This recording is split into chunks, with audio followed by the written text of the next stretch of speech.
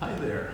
It's been a week, and an interesting week. I was in Berlin, in an enormous amount of museums, some beautiful architecture. And when you think that the whole city was completely destroyed, how it's been rebuilt, the east, the west, how it came, I had a great time. But something that people ask me all the time when they come into the conference room is, how did you hang those pictures behind? Well, first, I hired somebody to do the hanging. But second of all, the way that I did it, I have images of my collection that I really love. So I brought them all together. There's a column in between both sides. So there was a left side and a right side. So I wanted it to have some sort of poetry in how they were hung. So the best way, whenever I am doing a grouping of images on a wall, I measure the size of the wall, mark it on the floor, and then within that, then I start playing with the images. In this particular case, I wanted to start small and get large to meet the other side of the column. And then I started to play with them. Which ones were the ones that I wanted at eye level, which ones worked well up high, so you didn't, you could still see the image.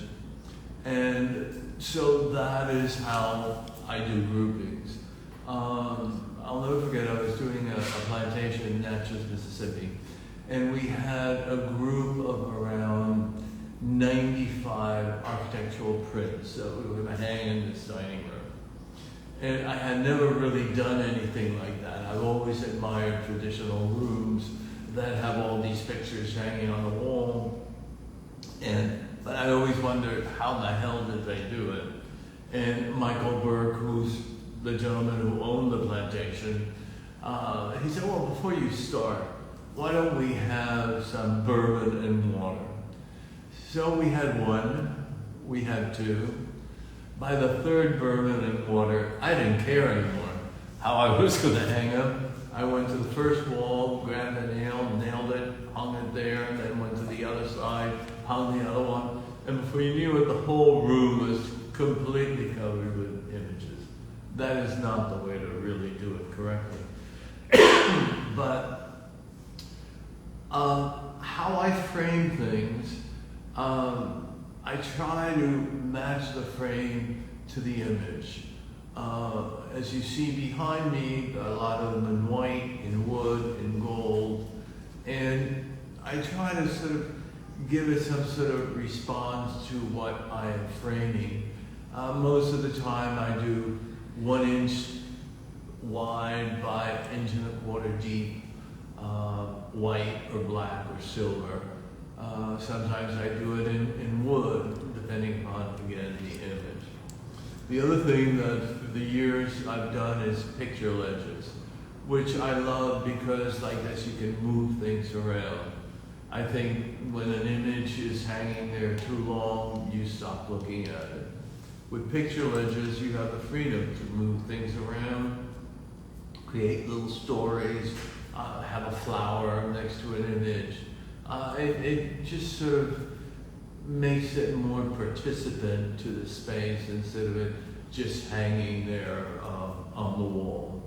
So those are some of the tricks that I've used in hanging. If you have a lot of things and if you have the budget, having a professional hanger is so much better because a nail in the middle, the picture's moved left and right, how they measure it. You don't want to finish hanging everything and have it look crooked. So having the right person, you can look it up, art hangers, and they'll come in and they will do the whole thing, and really it's a great pleasure. So now that you have that little story, I want to know, what are the questions for the day? Andrew? We already have our first question, which is about your photography. How do you frame your photography in the same way? No, I don't like to photography. Yes, it's the same way. I'm doing one right now for a couple in Austin, and we're mounting it on lucite. So you have a sheet of lucite and you mount the image onto the lucite, and then it just floats there with no frame at all. Or other times, if it's black and white, I just do a black frame. A mat, I usually do 3 inches, and you do the horizontal part of the mat slightly wider than the vertical side for them to look even. Who are the photographers that or the photographers and the artists who have most influenced your own photography? This is a problem because I have no memory for names, so now, I don't know, I mean, because I've collected photography for so long, like 40 years, I've looked at so many images, and I don't know which one is the first one that brought a thought to my mind. In interiors, which is mainly what I do right now, photographing, is so many photographers that I worked with through the years, watching them photograph a room and understanding how do you balance. With digital, it's so easy because you can see the image right away after you take it. It's trying to move everything a quarter of an inch so every leg shows and nothing looks one stacked on top of the other. I mean, the typical thing is having somebody sitting in a chair with flowers behind and have the flowers coming out of their head. So it's just been through looking, and I mean, I collect Italian futurists, surrealists, French, Russian avant-garde, there's so many of them, just through the years of educating myself and looking at images and seeing what made it so special. It's not just looking at it and saying, I like it. It's trying to find out, why do I like it? What makes an image, if you're taking a photograph, what's going to make it special? And what will stand the test of time? And that takes a long time and a lot of practice. You have a collection of photographs by Frida Kahlo that has been exhibited several times. Yes. How did you come across that collection, and what inspires you to exhibit it? Ann Horton, who used to be the head of photography for Sotheby's, went on her own, and one day she called me up and she said, you may have a client that may be interested in this collection. And it is Frida Kahlo's personal photo albums, 450 images, and there were pictures she took, Diego took, and then all these famous, Tina Modotti, Weston, I mean, all these famous photographers, Alvarez Badalo, that took pictures of her. And so many of them she cropped, she wrote on, she kissed, with red lipstick. And she said maybe somebody would be interested. So I went and looked at them. The person who owned it was very particular. If somebody wanted to look at the collection, you had to fly her in from Seattle to New York so she could carry the collection under her arm. So I did. I looked at them, and then I found one particular client that was interested. And he said to me, what do you want, for turning me on to this collection?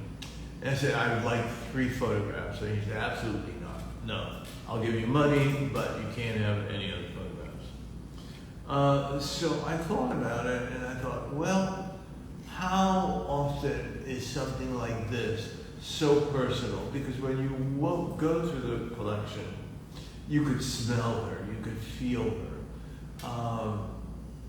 I said, how often is one going to have that opportunity to have a master of, a painting of personality come through your hands. So I went back and I said, I'll buy them. I mortgaged my house in Montauk, and I bought the collection. A funny story, I had art consultants come to look at it, and on the table that I'm sitting on right now, or up to, where all the images were laid out. And there was this psychic that I have gone through the years. She's amazing. And she said, she's in, I don't know, somewhere in the Midwest. You do it through the phone. And she said, there's somebody, Frida? Do you know anybody? She's been dead for a long time. And I said, yes. She says, thank you for keeping her images alive. Gosh, that freaked the hell out of me. The show has been in the museums, the Brooklyn Museum, San Francisco Museum. They've been, in a lot of shows. I love having them appear in a museum because when people, you're walking around, you're looking at them. I don't look at their books and they're put away, so I don't look at them that often. But when I do, I'm just fascinated because, yes, you can see her paintings, but to see her photographs, to see what she wrote, it's really, you're touching her. And as much as I've owned them now for, God knows, for probably 18, 19 years, I still am fascinated to look at the images and see how amazing she was, because you look at these pictures from the 1920s, 30s, and she looks so completely contemporary. Everybody looks period around her, but she's like in the moment, in the present. Any design questions? Yes, but one more Frida question first. That's the only book that you've done that is not an interior design book. Was a book on the photo albums. It was done and published. It was a limited edition, and Point Leaf Press was the one who produced it. And they may still have some of them. It was really beautifully put together. Okay, so now we've got some design questions, but related to photography. Can you talk a little more about the frames behind you, because they're all different? How much variation is too much variation, and how much does it fit together? Well, to me, I framed them according to, as I said before, of what I perceived from the image. I mean, if they're all framed the same, it starts to look like a gallery. And I want you to look at each one and connect to that particular image. It's mainly black, white, silver, as I said before. They're not 50 different frames. There's like 5 or 6 different types of frames. And because the images behind me are small, they're not, like these enormous frames that are overwhelming. It's just was my choice. I usually end up with black, white, or wood finish. Really, that's how the majority of them are framed. Do you help your clients put together art collections? And what do you think about what's the best way to start an art collection? Any tips on that? I think it depends on how much you want to spend. When I have clients that say, really, I don't know anything about art, but I want to start to collect, I first find out what period do you like. If you like contemporary, I say, go to the Museum of Modern Art. Start to educate your eye, because if you know nothing about art, what appeals to you at that point is going to be very different to when your eye is more trained. So it's to go to museums. If you like a painting, look at it. What is it about it that appeals to you? Is it because it's abstract? Is it realist? Is it ethnically, is it done by Chinese painters, all of them, or African American, or, just try to narrow down what appeals. And then if you're wanting to do a substantial collection, start interviewing art advisors, and they will guide you. These are people that are going to galleries, finding out the new artists that are coming up, and they're going to help you to start to build the foundation of a collection. How much color do you use in your design process? As much as I need to. How much salt do you use in your cooking? Until it tastes good, and then you stop. It depends. I like bringing color into bedrooms, libraries, dining rooms, powder rooms. The general areas, the more common areas, I like white, because I think those are the rooms that have usually a bigger eclectic mixture of elements, where are the usually larger rooms, so the architecture can be brought up to a strong level. But it really depends, I don't like rooms that have 15 different colors in it. I like ranges, tonalities, like starting from dark to light, playing neutrals against tonalities. I think colors of walls, to me, are usually colors that I like to be mercurial. So as the day progresses, the color comes up. As it gets darker, the color becomes stronger. I think that gives you the opportunity to have a room that can transition in time better. Though a bright red room is a wonderful room. But I don't like to match the color. It's red, so it's all the same tones of red. I like orange reds too, slightly yellower reds. It just makes them so the room has a more sort of depth to it.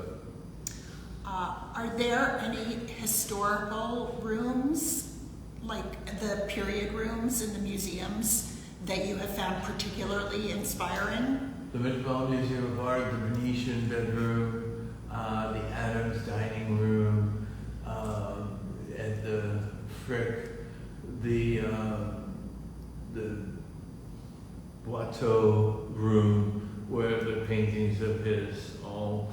I was in Germany. I was in this palace, and just looking at period rooms, I think any style is wonderful, and there's something to be learned in any style. Just panels, Chinese panel rooms are really amazing. Damask rooms where all the walls are in damask. It's just any room. Victorian, don't love so much. But the rest, 18th century, 17th century, just really beautiful to see. Did you get the idea of upholstering walls from some of the damask covered rooms, or is that something that you developed how to do that on your own? Upholstered rooms are wonderful, especially in bedrooms, because it absorbs the sound. It gives you a very sort of cocoon type of quality to it.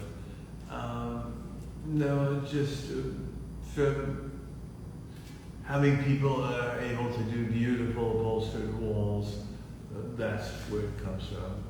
And being able to take those walls and create squares or lines or diamond shapes. You can really give a room a different dimension by how you upholster those walls. Why do you pick those different shapes for the upholstery?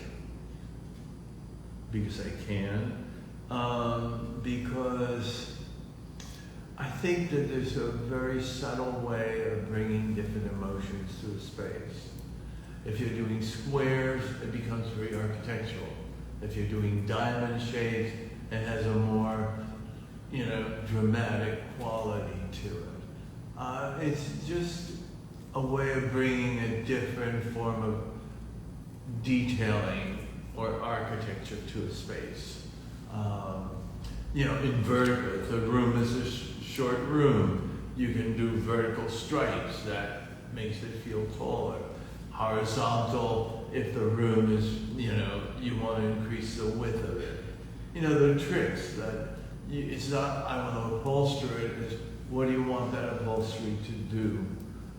If you don't want any design at all, it's just a fabric stretch that gives you a subliminal feel compared to a pattern on the walls. Have you come up with ideas that your upholsterer has never heard of before? No, I don't think so.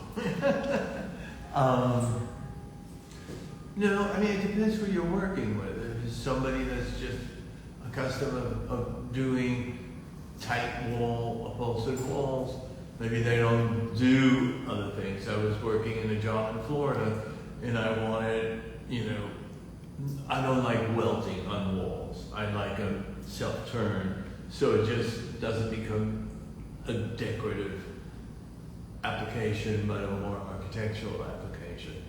And they said, well, it can be done. Well, I showed them how you do it, and when it was finished, he said, oh, well, I've learned something new there.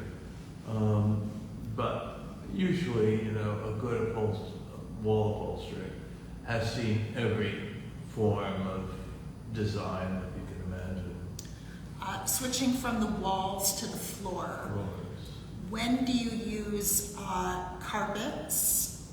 And when do you use area rugs, and how do you decide on those? I know that people are often surprised that you don't have rugs in your dining rooms, but there's a reason for that. I'm a messy eater, so you don't want it all spilled on the floor, on the carpet.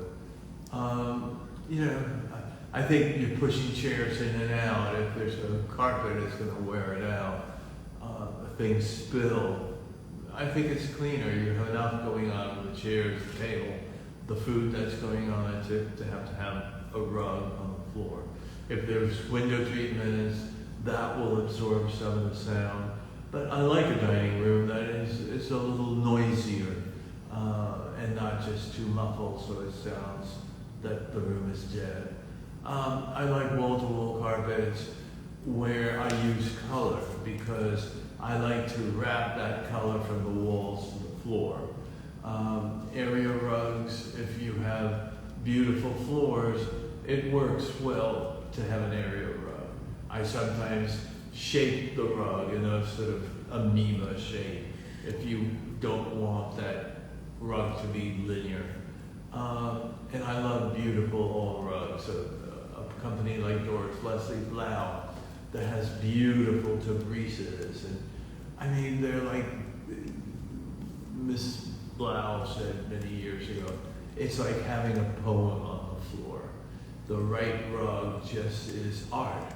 It's not just something to step on, but something to luxuriate visually with. Nothing else? Go on. Well, I think this is going to be our last one for this week because it's 1:30. What are your tips for getting furniture when you're starting from absolutely nothing? See what your budget is, see what you need, and make a plan. Don't just start buying things because maybe you need less than what you thought you needed. You need a place to sit, a place to eat, a chair to have somebody sit and talk to you. But maybe that chair is the same chair that you can pull up to the dining table. So just really analyze the space, measure it, do a plan at scale. And by scale, you see a ruler, it shows a half an inch, it has a full inch. Just do it roughly. But like this, you can place the furniture in the space where you're going to put the television, Where's the light coming into the room? What is it that's going to make the room feel as spacious as possible? I mean, these are all things that you have to take a pad and write it down. What do you exactly need? You want a coffee table. You need book storage. All these things written down on a pad will help you to guide you through doing the room.